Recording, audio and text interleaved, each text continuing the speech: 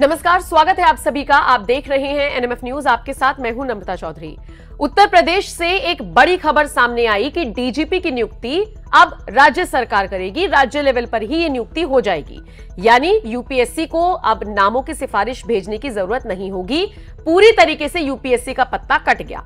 इसके बाद खबरें आई कि ये तो दिल्ली बनाम लखनऊ 2.0 हो गया है। अखिलेश यादव ने तो बाकायदा इस पर ट्वीट कर दिया और वो ये भी कहते हुए नजर आए कि अधिकारियों को लेकर आपस में भिड़ते हुए नजर आ रहे हैं दिल्ली और लखनऊ। यूपी में डीजीपी कौन होगा, इसका फैसला राज्य सरकार करेगी। प्रस्ताव कैबिनेट में पास हो गया। इसको लेकर विरोधी दल एक्टिव हो गए हैं और इस पर राजनीति हो रही है। लेकिन जो अखिलेश यादव लगातार सवाल उठा रहे हैं, ट्वीट करते करते सवाल उठा रहे हैं, उनको तो अपना दौर याद करना चाहिए। कैसे उनके शासनकाल में या जब समाजवादी पार्टी की सरकार थी यूपी में, तो कैसे नियुक्तियां हुआ करती थी। उस वक्त तो एक परिवार तय किया करता था। और ये बात मैं नहीं कह रही, ये बात सोशल मीडिया पर वायरल हो रहा वीडियो कह रहा है। ये बात सोशल मीडिया पर वो लोग उठा रहे हैं जिनके पास सबूत है। जैसे सूर्य प्रताप सिंह, जो कि रिटायर्ड आईएएस है। पहले बहुत मोदी विरोधी हुआ करते थे, लेकिन राम मंदिर की प्राण प्रतिष्ठा के बाद उनके विचार बदले और अब वो जिस तरीके की ट्वीट करते हैं, कई बार तो उनको लोग कह देते हैं कि भाई पलटी मार ली उन्होंने। लेकिन उन सबसे इतर आप देखिए सूर्य प्रताप सिंह क्या लिखते हैं। एक वीडियो पहली बात तो उन्होंने शेयर किया है, 4 मिनट का वो वीडियो है, वो मैं आपको आगे सुनाऊंगी। लेकिन वो लिखते क्या है इसके साथ वो जानिए। उस दौर में उत्तर प्रदेश में मुख्य सचिव कैसे बनते थे, हटते थे, आप खुद सुन लो। निर्णय मुख्यमंत्री के नहीं परिवार के होते थे। ये ब्यूरोक्रेसी का पतन काल था। उस दौर में बिना रीढ़ वाले लचीले भ्रष्ट नौकरशाह पसंद आते थे। ये तो कहा है सूर्य प्रताप सिंह ने। और इसी के साथ जो वीडियो शेयर किया है उसमें अखिलेश यादव भरे मंच से कह रहे हैं कि इसको हटा दिया, उसको रख लिया, उसको हटा दिया, ऐसे कर लिया। इस तरीके का पूरा बयान वो दे रहे हैं जो सोशल मीडिया पर वायरल है। बयान आपको सुनाऊं, लेकिन उससे पहले अखिलेश यादव ने लेटेस्ट जो फैसला यूपी सरकार की तरफ से आया है उसको लेकर कैसे तंज कसा था वो भी सुन लीजिए। वो लिखते हैं, सुना है किसी बड़े अधिकारी को स्थायी पद देने और उसका कार्यकाल 2 साल बढ़ाने की व्यवस्था बनाई जा रही है। सवाल यह है कि व्यवस्था बनाने वाले खुद 2 साल रहेंगे या नहीं। कहीं ये दिल्ली के हाथ से लगाम अपने हाथ में लेने की कोशिश तो नहीं है। दिल्ली बनाम लखनऊ 2.0। अब अखिलेश यादव सवाल तो उठा रहे हैं, लेकिन उनका जो वीडियो वायरल है 4 मिनट का, वो जरा आप सुन लीजिए। भरे मंच से कैसे बता रहे हैं कि कैसे नियुक्तियां होती थी। इस वीडियो को देखिएगा और फिर कमेंट सेक्शन में बताइएगा आप इस खबर को किस तरह से देखते हैं। मैंने कहा नेताजी मैं मदद करूंगा। आपने कहा कि मुख्यमंत्री चाहेगा तो ये बच जाएगा। मैंने कहा प्रजापति मेरा कहना का मानता है। फिर आपका दोबारा फोन आया मेरे पास कि ये प्रजापति को हटा दो, राजकिशोर को हटा दो और कमाल अख्तर को हटा दो। नेताजी मैंने ये गलती की, कमाल अख्तर को मैंने रोक दिया, मैंने नहीं हटाया, और राजकिशोर और प्रजापति को मैंने हटा दिया और प्रमुख सचिव खनन को मैंने हटा दिया। उसके बाद प्रजापति भागे दिल्ली आपके पास और आपके पास गए। आपने कहा कि ये दीपक सिंह को हटाओ, ये बहुत बेईमान है। और मैं मुझे याद है जब रामगोपाल चाचा का जन्मदिन था, मैं लंदन जा रहा था अपने परिवार के साथ, और मैंने कहा नेताजी आप जिसको मुख्य सचिव बनाना चाहते हो बता दो। और मैंने कहा मैं लंदन जा रहा हूं, मैं छुट्टी लौट के आऊंगा तो जो होगा सब मैं कर दूंगा। मैं लौट के आया, मैं आप पूछ लो अधिकारियों से। आपने कहा दीपक सिंघल को बना दो। मैंने कहा दीपक सिंघल बन जाएगा मुख्य सचिव।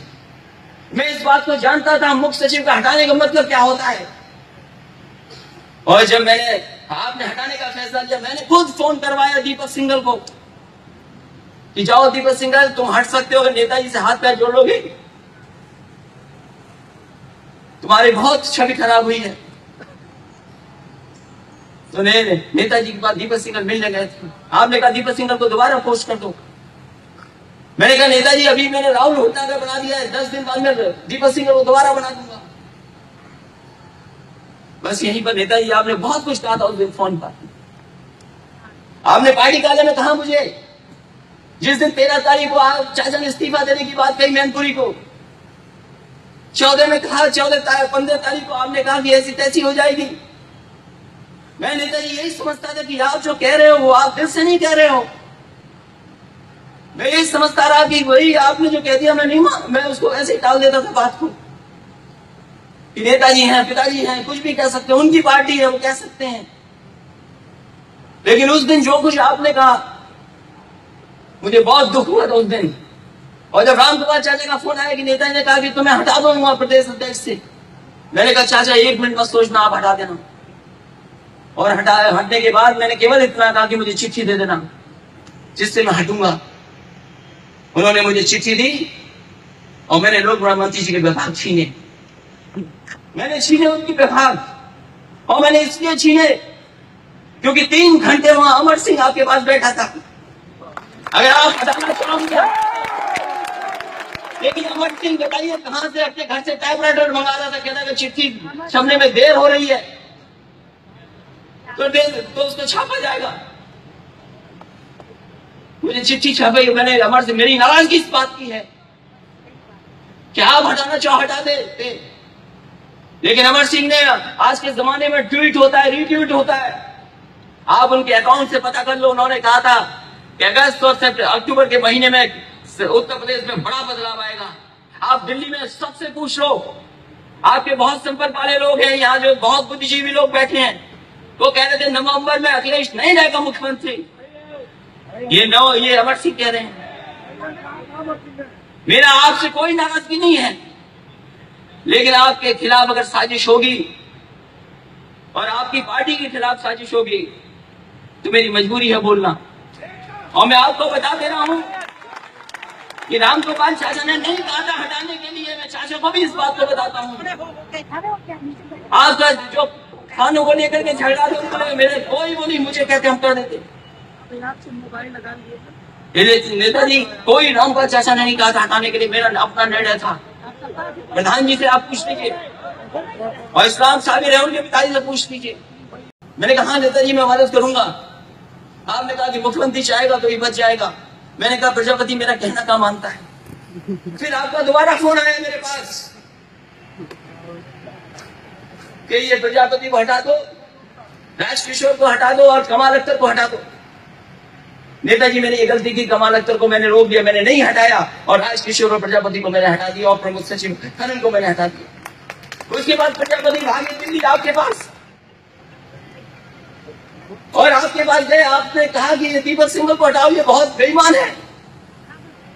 और मुझे याद है जब रामगोपाल चाचा का जन्मदिन था, मैं लंदन जा रहा था अपने परिवार के साथ, और मैंने कहा नेताजी आप जिसको मुख्य सचिव बनाना चाहते हो बता दो। और मैंने कहा मैं लंदन जा रहा हूं, मैं छुट्टी लौट के आऊंगा तो मैं जो होगा सब मैं कर दूंगा। मैं लौट के आया, मैं आप पूछ लो अधिकारियों से। आपने कहा दीपक सिंघल को बना दो, मैंने कहा दीपक सिंघल बन जाएगा मुख्य सचिव। मैं इस बात को जानता था मुख्य सचिव का हटाने का मतलब क्या होता है। और जब मैंने आपने हटाने का फैसला लिया, मैंने खुद फोन करवाया दीपक सिंघल को कि जाओ दीपक सिंघल तुम हट सकते हो, अगर नेताजी से हाथ पैर जोड़ लोगे